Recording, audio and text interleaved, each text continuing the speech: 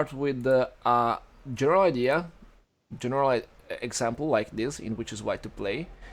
Huh? It's more about tactics, and imagine if you're playing this position now with white, if you can find a way to win material in this particular position. What do you see can be weak for the black position?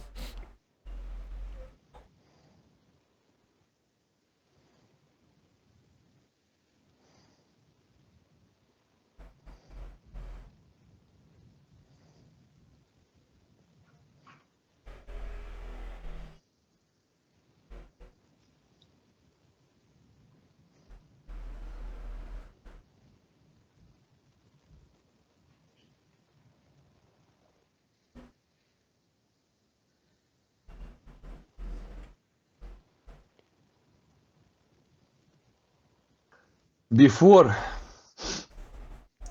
to move with queen away and then a5 Okay, but when we or before b5 maybe. but before is not defended, so the question is if you can really Before is not defended. Yeah, sorry. sacrifice the pawn or not. Sorry. Before, yeah, is not defended, of course. Of course. Of course.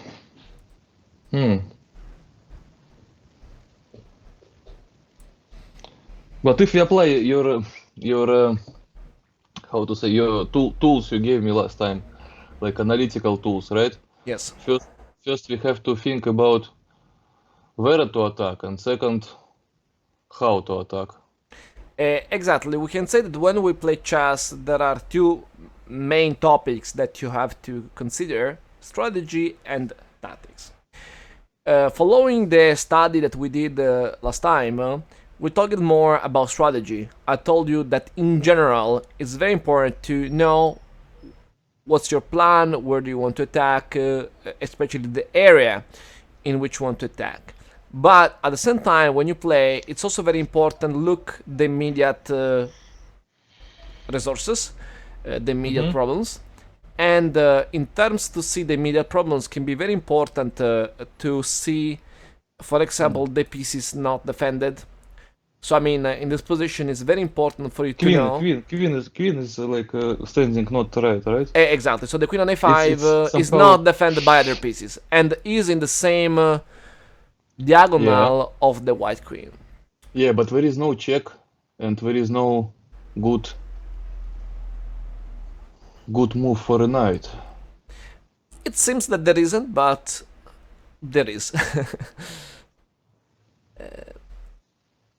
The idea is that if you play, for example, knight d5, Yeah. you open an attack against the queen. And then I can play check. You have Or the intermediate move. Yes. And okay, if you review your game, you know that in your game happened something similar about the intermediate move that you didn't see. Because okay, now queen d2, Yeah, check here. I remember it. Yeah, I remember it. If you review I your think. game, was not this. Let's go back to the game. Yeah, I remember it. No, It's. it's not that. I was so upset about this that I've seen it. I've seen it like a few moves before. This, and you played the e4. It was a Sicilian, in which at one point you played. Yeah, yes. It's this game. I was so disappointed. Yeah, correct to take the Of bishop. course, And now, of course. first. Now, yes, of course. And now I'm winning with the how to say the piece. Exactly, and then. Yes, and I was like three moves away. I was seeing it, but then when I start to play, I played a little bit faster when I shoot and forgot. Okay. It's important to remember this idea of the intermediate move. So I mean, knight e7 is a check, so it's a move. It's a free move that then helps you to play pawn takes e3. This idea. But Sorry, tell me. uh, how do you remember? Because there is lots of tactics moves. But how you remember everything? Like, do you have a list in front of you, or like? It's a point of vision mainly. So I mean, when you play this position and you play, for example, knight h4, Mm-hmm. the first thing is knight h4 is not defended. Yes. If your knight is not defended, you can imagine that black could have a discovery attack, Mm-hmm. like he did with knight e4. In this particular case, this discovery attack, if you calculate, you understand is wrong, because then you have the way to remove the defender. So in this position, there are many topics together. The position is not really easy because there are many topics. The fact is that if you play knight h4, your knight is not defended, so potentially is vulnerable. Mm-hmm. Once black takes on e4, is making a discovery attack, but the knight on e4 is not really well defended, so you know that the knight is defended only by the bishop. So in this case, we have the idea of the remove the defender, or also the desperado idea, that later I will show another example about that. So once you know that your knight on h4 is lost, you just take something with the knight, and then you take the knight on e4. That's the logic. Yeah. And now we have the piece not defended, discovery attack, remove the defender, desperado, and when you have 97, you have the intermediate move.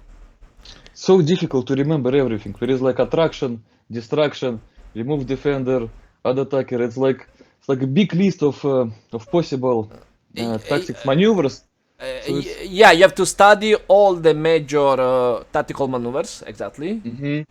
And then in the game, it's a point of self-calculation. So if it's my game, imagine it's my game, and I think about knight h4,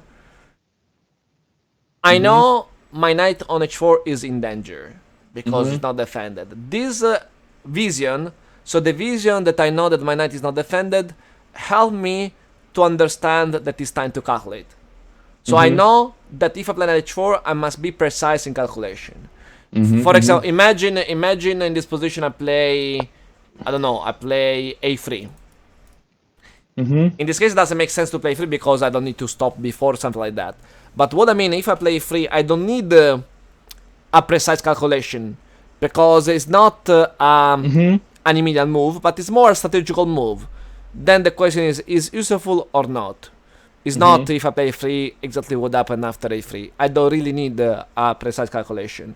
The point about tactics is that in a real game, you must understand the moment when it's important to think, and the moment when it's not necessary to calculate a precise line. So if we go back to the game, imagine you play, for example, knight f6. Now knight f6 is a threat. Your opponent is under attack, so in this case you have to find a way to defend it, and you defend it with one move that is, for example, knight c3. Once you play bishop d3, is more strategical choice this, because it depends by your strategy. If my strategy is to attack on the king side, maybe my bishop on d3 could make sense because I try to put my bishop to make pressure on the king side. Imagine your plan is to attack on the queen side. Maybe I will play bishop e2 because I can be useful for me to keep the d file open for my queen, for example. So it's important when you play distinguish between strategical moves and the dynamic moves, we can say. When you play strategical moves, in general, you don't need a precise calculation, but it's more general understanding, positional vision. Like when you choose between bishop e2 or bishop d3, you don't really calculate exactly what will happen move by move, but it's more a general understanding that you have, and then you choose. In the game, excuse me. Just so we are here, but is it good to attack on queen side if in Sicilian in general? Is it, because like he has, if he puts his pawn here, he has quite strong. Or not, yeah, or not yeah, really. but Or if I can undermine, right? you can play 4 to attack that pawn, exactly. So potentially it's possible, yes. So imagine you play bishop e2, for example. Then black plays b5, you can potentially go b4. And okay, sometimes you can have also, imagine black decide to win the pawn, we have small tricks. But what did The knight second? is so he has to take, right? He's forced to take, Okay. and then But then yeah, check. yes, Yes. he has to cover exactly. Knock in this case, sorry, in this case now doesn't make sense. Yes, you're right. Yes. No, in this case doesn't make sense. Before Yes. 95. No, maybe it's correct, but I have to remember something because I was thinking knight b5. It's probably bishop f3. I simply attack the knight, and then I create an immediate attack against the enemy rook on a8. So imagine the knight will go back to c5. Just to say an example about that, then I can create a simple square attack, like I take back the pawn and then I attack in the rook. And if rook a7, maybe I can have And also is yes. a fork there. Yeah. So this can be an example about queenside attack. So white is trying to attack on the queenside in this case. It's nice actually. It's quite nice. So both ideas are possible. Then it's your choice. You want to attack kingside or queenside, depending by your idea. Then you choose your development. It's your choice there. Okay. For this reason, but also when we play, for example, h3, bishop h5, bishop e2, bishop g6. Now you need a precise move because the pawn is under attack 2 times, and you decide to play bishop d3 back, castle, and now rook e1. Even when you play rook e1, you don't really need a very deep calculation with rook e1 because it's more a strategical move. You play rook e1 to defend your pawn e4 and maybe to free your bishop, for example. So you don't really need and also your pawn e1 seems safe. Looks very safe on e1, so you doesn't look that you have a concrete problem. Once you play knight h4, now it becomes a moment in which you can imagine you could have a problem because the knight is not defended in a diagonal in which black has some pieces. So now it's a moment in which calculation will be required to understand if it's good or not. In this case, only calculation can help you. For sure, in this position, there are many topics that you can study, but are not so difficult. I mean, the square attack, right? That is almost the same of the first idea that I showed today, right? Once you play 95, yes. you make a square attack. So once there is a piece not defended in the same diagonal or file of another piece, there is always potentially the idea of the square attack. And this is something that you can understand easily. Now I see. And then you have to calculate. If a knight e4, if I take the knight, it takes the knight and you lose the pawn. So if you play this, you lose the pawn, right? So it's bad for you. Yes, it's very bad. You know, I first should take this You're forced bishop to and take. then another bishop. Exactly. So once you see that you remove the defender and then you say you can have the intermediate move, then it's clear that it's in your favor. So it required a 3 moves calculation in this case to be sure that your line is correct. If if you don't understand that or not, maybe don't play this. You play another move. So you're not forced to play knight h4. In this case, it's good and you can play it. But to play it, it requires calculation. So about the question, how can you know or what can be your approach in the game? It's to have the vision about if your move is safe or not. When your move is safe, in general, you don't need a deep calculation. When you look your move is not really safe, it doesn't mean that it's wrong. It means that the calculation is necessary to really understand if it's correct or not. And maybe you can go 2, 3, 4 moves depending by the position to prove that your move is maybe a bit risky but correct, because you can prove with calculation that you will reach a good position. Is it make sense, this thinking, or Yes. Yes, but it's also not easy to remember everything. Sometimes something slips out of my mind. Yeah, that's the difference between maybe normal players and Magnus Carlsen. There are a lot of different levels that we can say. Exactly, that's normal. It's not easy, and it's but the fact that it's not easy doesn't help your improvements. Something that can help your improvements is the fact that once you leave something not defended, probably in that case it's time to verify, to calculate more, and you have this vision. I show another example from this point of view. That was this, in which is white to play.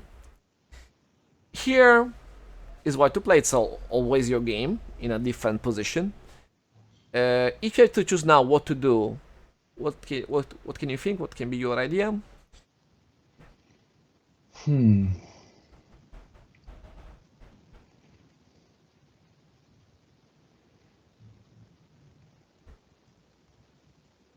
Mm, I re I remember this.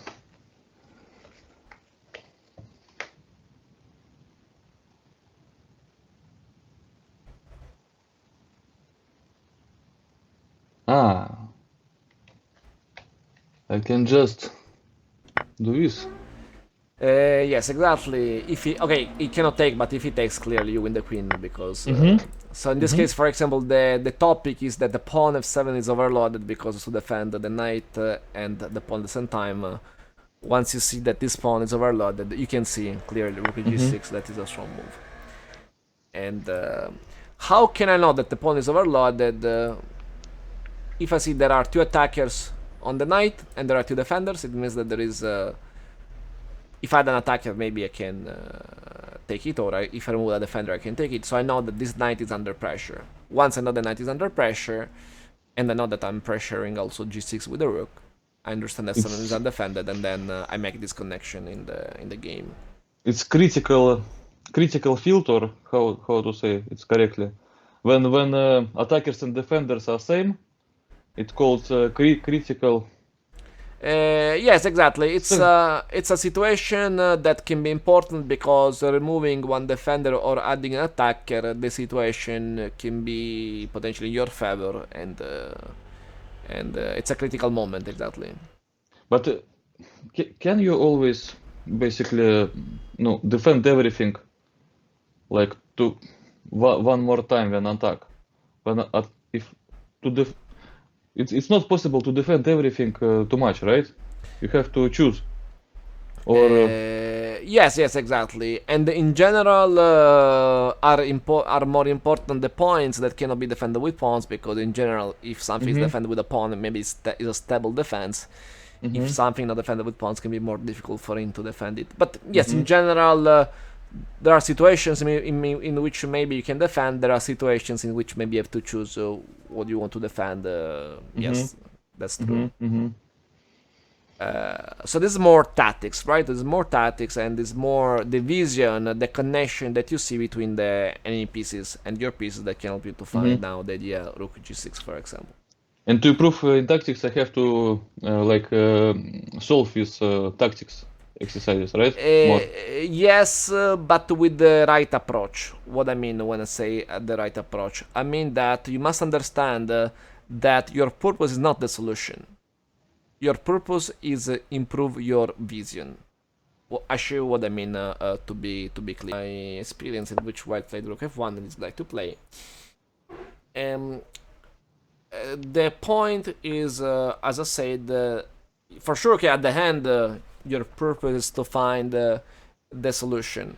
But as I said before, the first step is to improve your vision. Because when you play the game, when you play your game on chess.com, or when you play live games in general, what you need it's a good vision.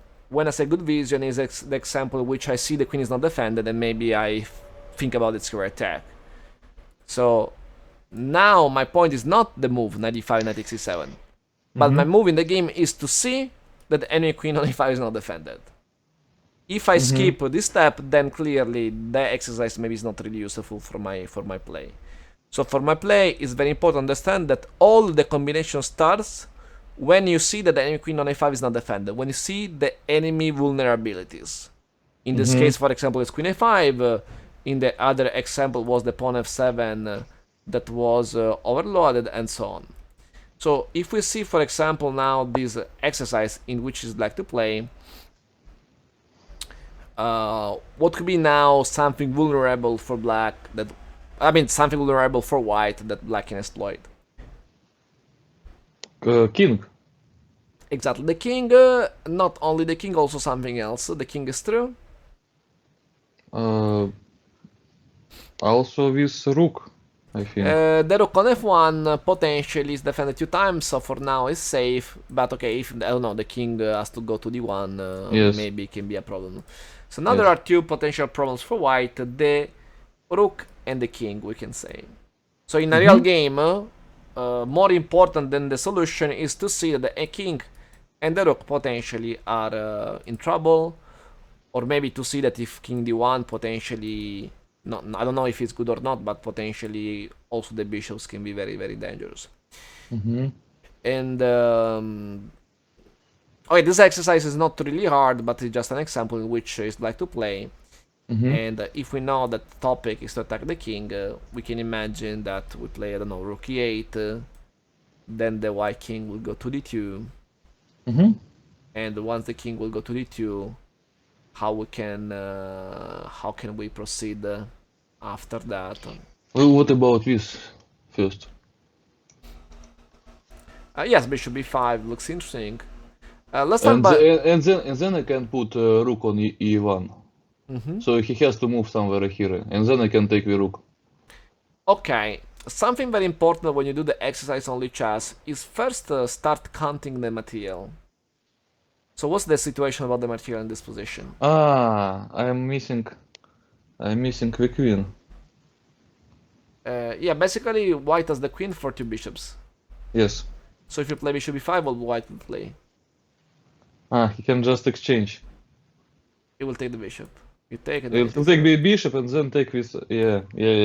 And then you're down an exchange and you're losing. Yeah, it's also, yeah. Okay, yeah, it's a good point. It's a good point. So, rook e1 or e8. And then he goes.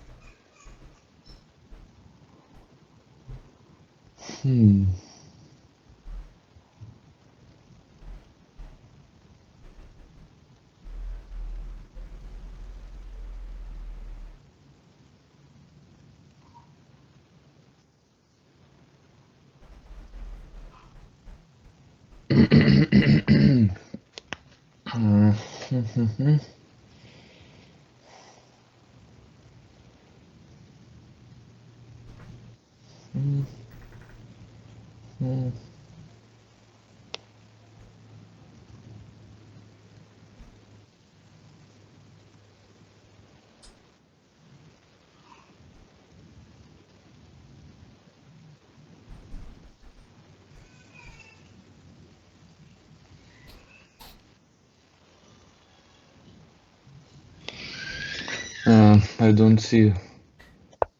So here, and can I do this?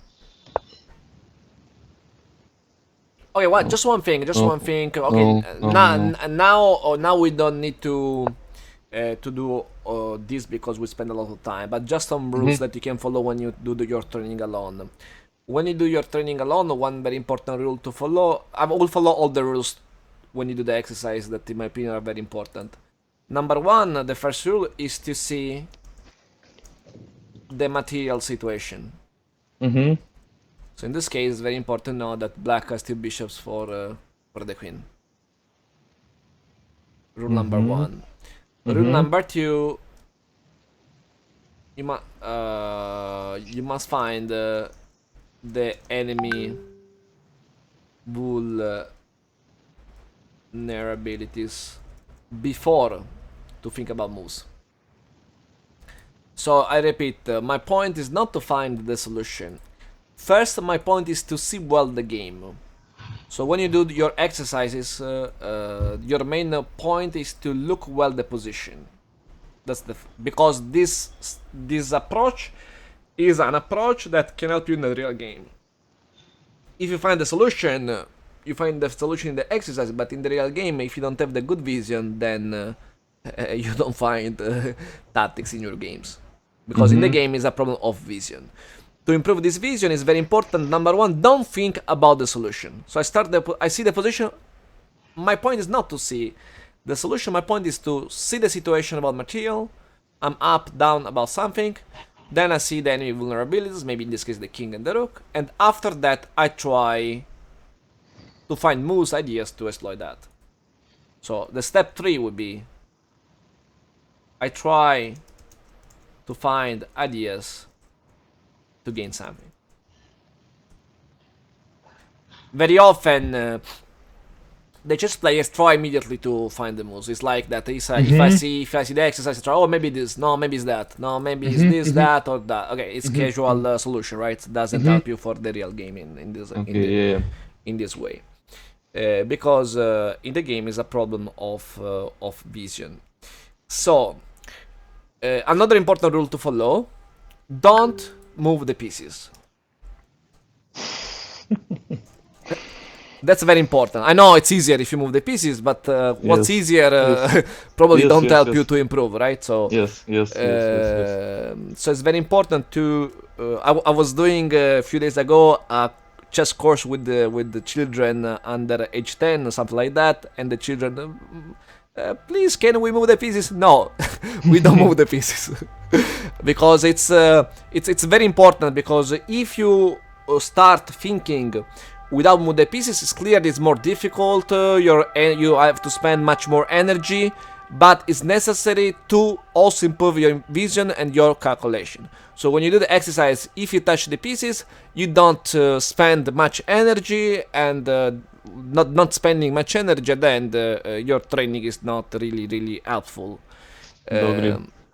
So maybe now we don't solve it together because maybe we have to spend 10 minutes and we don't want to spend 10 minutes about it. But just some rules to follow in your exercise when you're alone.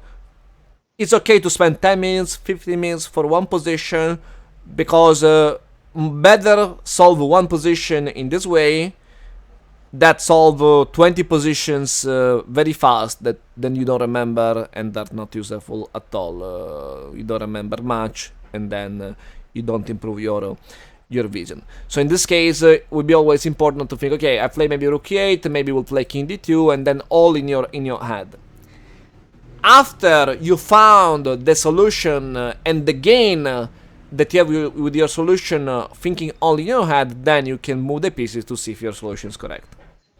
But this is the right approach to follow if you want to train yourself in the good way. Simple rules that if you follow these rules, for sure you will see improvements in your tactics and in your vision in general. Okay, that's about exercises. So if maybe in the past you didn't follow the rules that I said, and you say, oh, I did exercise but I didn't find improvements. Yes, because you did the exercise in the wrong way, and if you do it in the wrong way, maybe are not so helpful. Do you have questions about it? No, I want to solve it. But I copied it. I will solve it later. Yeah, it's here, so you can simply solve it later. Yes. So the solution is after rook f1, because rook f1 probably is the bad move for him. So play the bad move rook f1, and after rook f1 you can find a good solution. Okay. This is about tactics. It's something that today I was thinking about tactics to show you. Now let's go back to think about the strategy, and we can do it looking your game that you played with black. I want to see this position with you. It's black to play, and after bishop f4 is black to play, and my question is, okay, what should be now your strategy?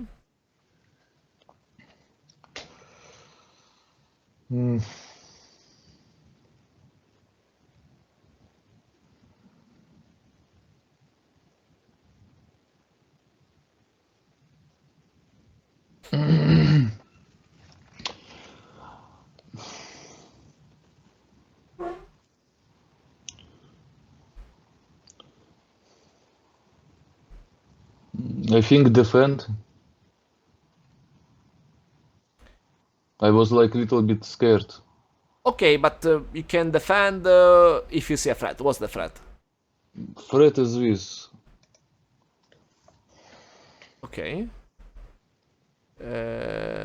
Okay, it's a threat because what's the problem? Because I'm left with two pawns, and that's it. It's on a So okay, it could be a, queen side. a strategical threat. Exactly, you're right. So potentially this could be a strategical threat, but the point is that you're not forced to take. So imagine even if you ignore that, and he plays e5, maybe I'm not forced to take. I can play maybe 98. Hmm. Hmm. So maybe it's not so But bad. then he can put rook here and just push it more. Okay, then we can see it. But imagine. I don't know. It's kind of not comfortable. Not comfortable. Okay, this can be one idea for him. I agree. But okay, this is the enemy potential attack. My question is, okay, for now we can ignore the enemy threat. Imagine if you have to play active. In which Mm-hmm. side do you attack? So which side do you choose for you to make pressure Uh. if you want to play active? Mm-hmm.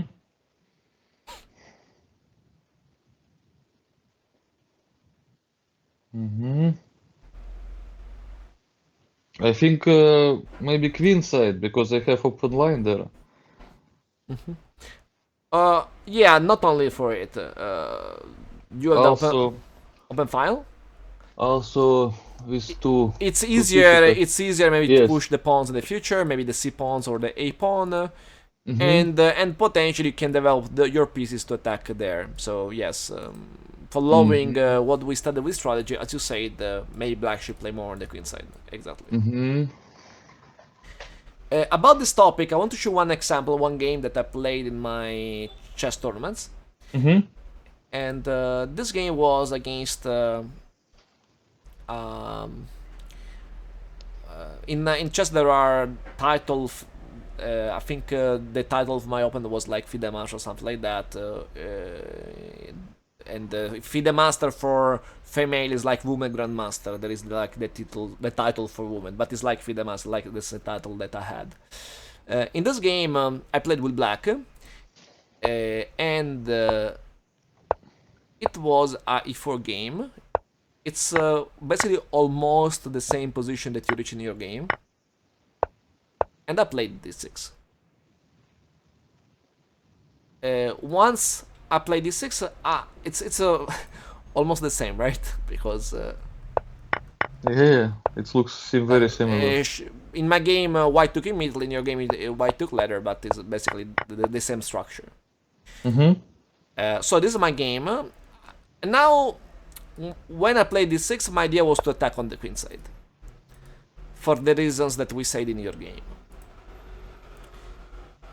Mm-hmm. So you basically want to put bishop on Maybe here. exactly bishop e6, and maybe the other bishop to f6 one day, Uh-huh.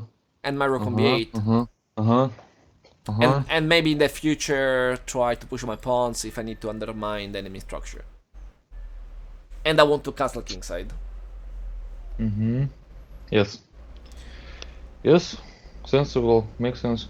So white played castle. I played bishop e7 to continue the development, and potentially this bishop can be useful to go to f6. White played rook e1, and here there is the same topic of your game. Maybe white can play 5, but I think if e5 now, I can remove the knight if I want. Maybe knight e7 or knight d5, and if white takes, I will take back with the pawn. So I think it's not the end of the world. And if Mm-hmm. white doesn't take, maybe I can also push my pawns to take more space on the center. White didn't push, white played bishop g5. And I played h6. Bishop h4. Rook b8 attacking the pawn on b2 that's not defended, and white played b3 to defend it. Okay, this was my game. It's very similar. This Yes, pawn structure. Exactly. And the pawn structure is very important because the pawn structure is something that can help you to understand what could be the strategy. Mm. In this game, we can find something very important. That is good to have a general strategy, but the general strategy sometimes can change if we see immediate resources also in the other side. In this game, I played a very nice move that is knight g4. And knight g4 is a move that has a particular meaning. Hmm. My idea was this. My idea was that if white plays bishop g3, let's imagine for now that white plays bishop g3. Okay. I will play bishop f6. Forcing c3 because the rook is under attack. Mm-hmm. So c3 is forced. And after that, I can go, for example, bishop e6. And my idea is that now I have all the pieces well developed on the queen side. Maybe in the future I can use my pawn to, my c pawn or my a pawn to break the structure on b3. And this would be my long-term plan. Mm-hmm. This was my logic when I played knight g4. And if the knight will be under attack, I can go back to e5. Mm-hmm. Maybe attacking the bishop, and maybe one day it can help me to support the c push.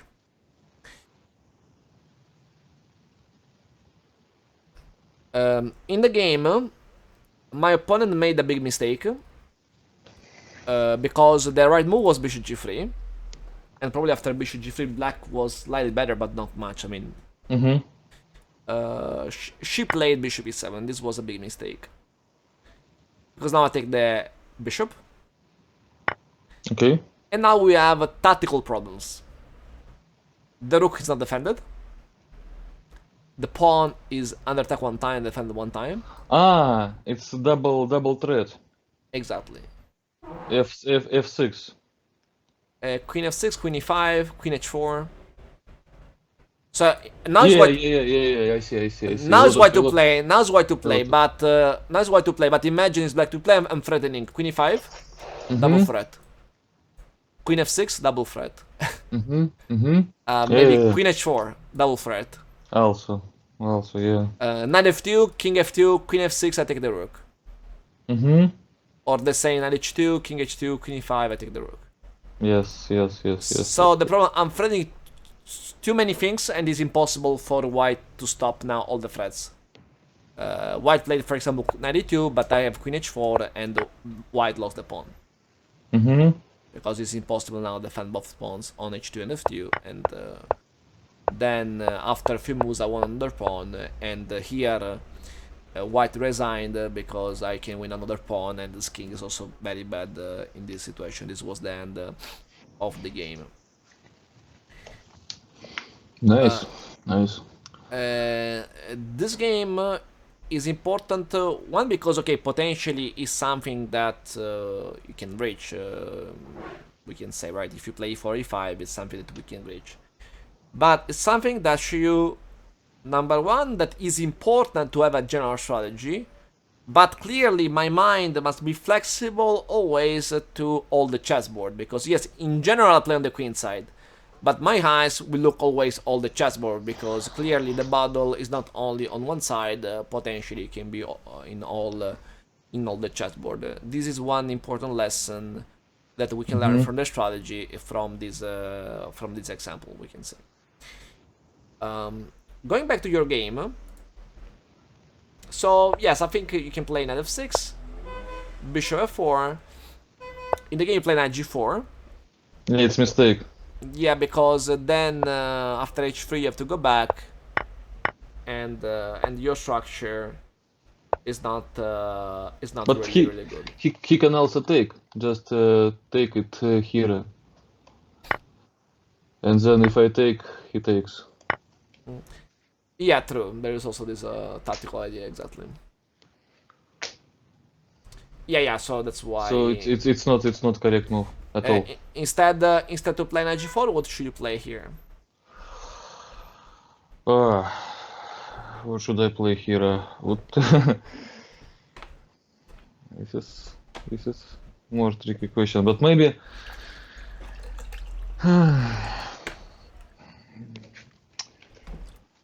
maybe I can play this. No, no, No, there is I always. cannot, yes. Or maybe I can play this Okay, rook b8 makes sense, but to probably take. remember when you Oh, play e45, it's an open game. mm-hmm, When you play open games, the castle is important. So mm-hmm. usually the castle would be a Castle is priority. this. Mm-hmm. So in this And case, castle also allows to go back, right? yes, give you also a square, exactly. Just in case. Exactly, yes, give you a square. That can be Mm-hmm, useful, exactly. And mm-hmm, yeah, black position is not bad here. So even if white tries to continue the attack, we can maybe play d5. Maybe one day we mm-hmm, can play c5, so I can play rook b8. I can always try to make pressure on the queen side more with the pieces. Okay, so it's good that you thought in the game that after e5, pawn takes e5, you leave the two pawns doublet. That is bad because if the mm-hmm. two pawns doublet are isolated, it's bad. So you're right about Yeah, it. imagine he has like so good structure here, and I have just Yeah, this. exactly. But the point is that if white plays e5, you are not forced to take Uh-huh. because Yeah, you can simply move the knight away. yeah. Yeah, that is true. Okay. This was my game in which I played with white, and okay, the opening is not really important. It's a gambit that I played many times in my tournaments. It's called the Goring Gambit, and the idea is that I give a pawn to have. So imagine he takes the pawn. I give a pawn to have a better development to play dynamically. In this game, he didn't accept the gambit, and we reached a position in which my pieces are more active, but my structure is terrible. So, so this is the game. Rook a4. He played bishop d6, rook c1, f5, g3, rook f8. This is the position. So as I said, my activity is good. My two bishops are very active. My rooks are good because are in the half open file. My knight on c3 is controlling the center. So all my pieces are very active. Mm-hmm. But my structure is terrible. Two pawns doubled and the d4 pawn isolated. So the question is, in which side white is trying to attack?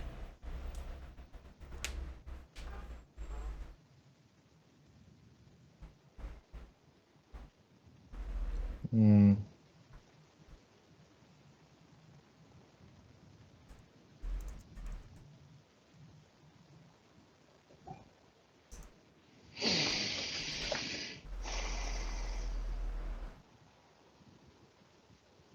Queen side, obviously, I think. Exactly, yes. So Because king is there and bishops looking to very that active direction. there, and also the And rooks can help, exactly. rooks, yes, and it looks deadly, looks Eh, dangerous. exactly, but the problem is that to attack you need to break the enemy structure, you need to undermine the enemy structure. So try to imagine what could be an idea to undermine the enemy structure. What could be the purpose?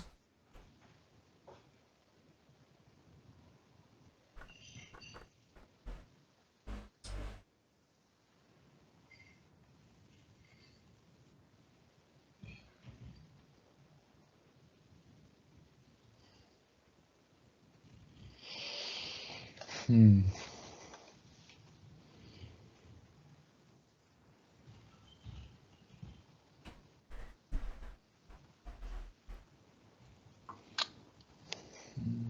Don't know, maybe remove this knight first, or what?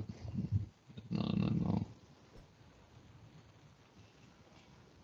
Somehow I want to put pressure on this. Okay, Line. if the knight was away, you can take the knight, you undermine the structure, and maybe you can take the pawn e6. Yes. But to remove this connection between the knights is difficult. Another idea for Yes. white, can be to push this pawn. Yes, but now you can't. how to push it? There is two Exactly, defenders here. there is this problem. So, but if I can play b5, then it's good because Yes, I use my yes, weakness to attack the yes, enemy castle. Exactly. yes. But mm, ah but what about then first d5? No. But potentially could still go knight b4. Yeah. Keep blocking the square. Yeah. Hmm. Hmm.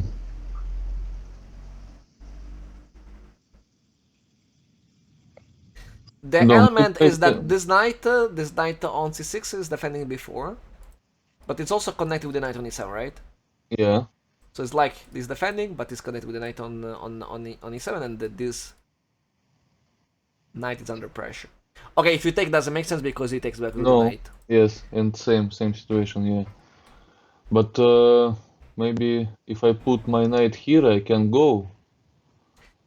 Yeah, but that's not clear because maybe e5 and your knight is blocking the white rook. Not so good, right? So you try to say that this knight is overloaded. Yeah, and I have to defend before. Yes, there is this connection. So imagine that one day I take this knight on e7, I should take back with the knight, because if he takes with the bishop, then I take here. Yes. Yes. So should I take this knight first? Okay, which piece by can attack the knight? this? Exactly. So I played bishop g5. Ah, okay. But this is what I was thinking at first, but then I start to how to say thinking that it may be not so good because he can just take it and what Okay, in the game he played h6 for and example. return. Ah, okay, okay. And now what do you play?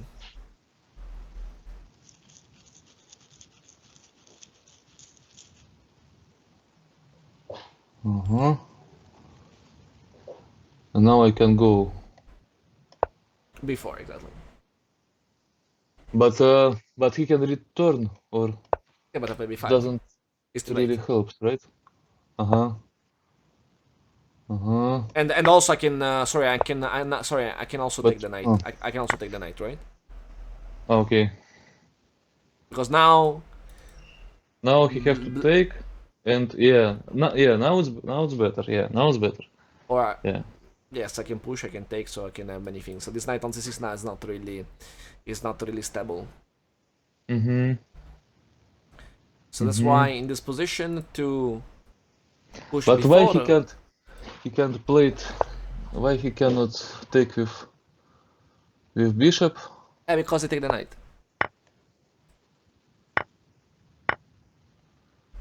Ah, and same situation. Okay. Yeah, you can undermine the structure. a6 is under Uh-huh. attack, and he has problems. Uh-huh.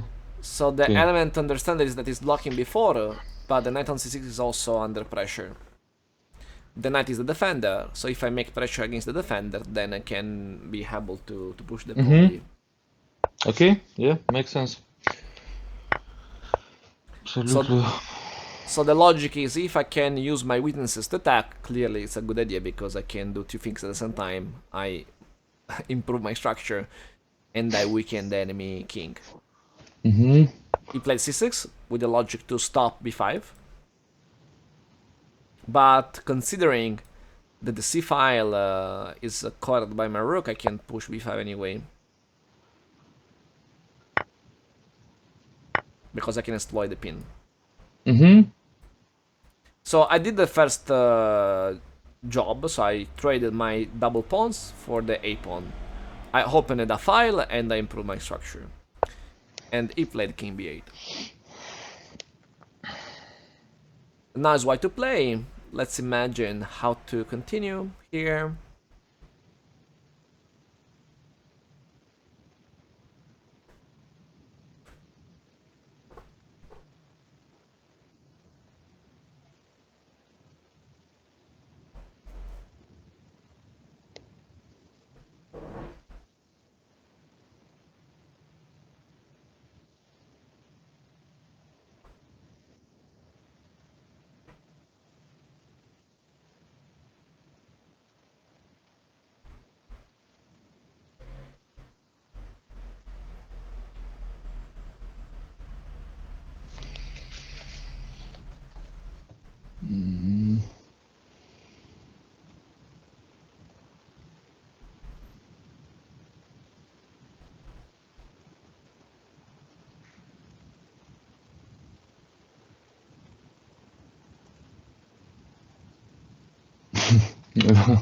No, I want to take his bishop Okay, on it's this d6. it is interesting this point because in general the bishop is stronger than the knight.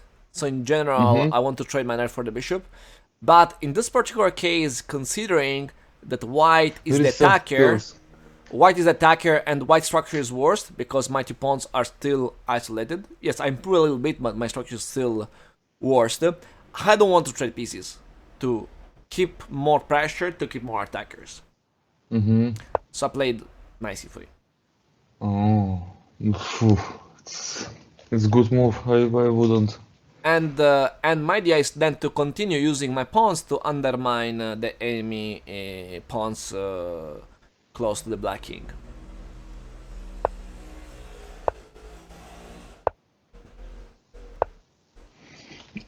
Now there are some moves in which black is trying to block my bishop. I play that to just have the bishop out.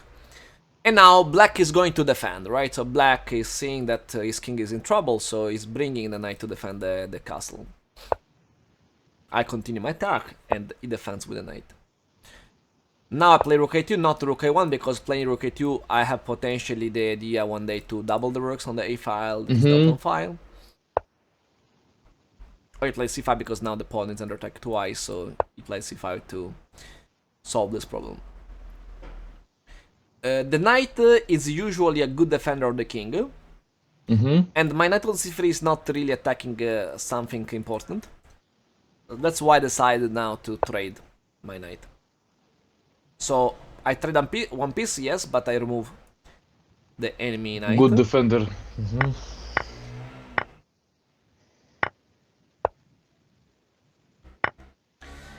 And now I take the pawn because I attack his bishop and I defend my bishop at the same time, so it's a strong move. You play that to cover the square in which I can double. I play b6 to stop his kings. I mean, king c7 is not available anymore, and I can, not now, but potentially in the future, I can have checkmate threat, or rook a7 or rook b7 can be another threat. So my key point to attack is b7. Oh. Now rook a1, I took. It's logical for him because he's trying to remove pieces, right? He's trying to remove pieces to defend his king. But the problem is that at the end, even with only rook and bishop, his king is always in trouble because I have the promotion as another idea. The pawn is under, but I have b7, that is defended by the bishop. Rook here, check. King here, check. King here, and he lost because there is bishop c6 and he lost the rook. Okay, it's the same. If king d6, that is the only other move I can take the queen and is still winning because he has to give the rook for the pawn. And then game with the rook down will be lost for him. It's another level. But if you go by the beginning, it's interesting this element of, okay, for sure choose one side, as you say, I have to attack on the queen side. Then to attack on the queen side, I need to undermine his structure. And one topic can be the break push on b5. I can't play b5 because b4 is blocked. But I see this connection and I use my bishop to remove one defender of b4. In this way I'm able to play b5. It's not easy because it's I need like flexibility between trade or not to trade. Because in general I don't want to trade pieces. So also when I play bishop g5 it's a difficult move to play because in general I don't want to trade pieces. But in this case it's necessary because if I don't trade I cannot play b4. And then I played b5. This is like the first step. Then trade this bishop is not really necessary because he's not a real defender of his king, and my knight can be useful to push b5. That is my purpose. So for now my knight is useful because I want to push b5. That's why I go back. Once I go b5, now my knight finished his work. Because the work of the knight was also to support b5. And this knight is a good defender. So that's why I offer another trade. That in general is bad, but in this particular case makes sense. And then my idea is to double the rooks. Maybe play b6 and double the rooks to play checkmate, or win the pawn to try to win that game. Have the two ideas. He could avoid the checkmate at the end, trading pieces, but the point is that he cannot avoid that I take b7. And once I take b7, my pawn can promote and then white wins. This is the point Nice. of the Nice game. game. And it's always the point of the strategy, right? I must always have the strategy, the idea about the side in which I want to attack. Clearly, then there is how to attack. That is clearly depends by the position, can be sometimes difficult. But these 3 questions are very important, and in all the lessons that we did, we covered this point. I think well. Yeah. Can be I useful. I printed with instructions.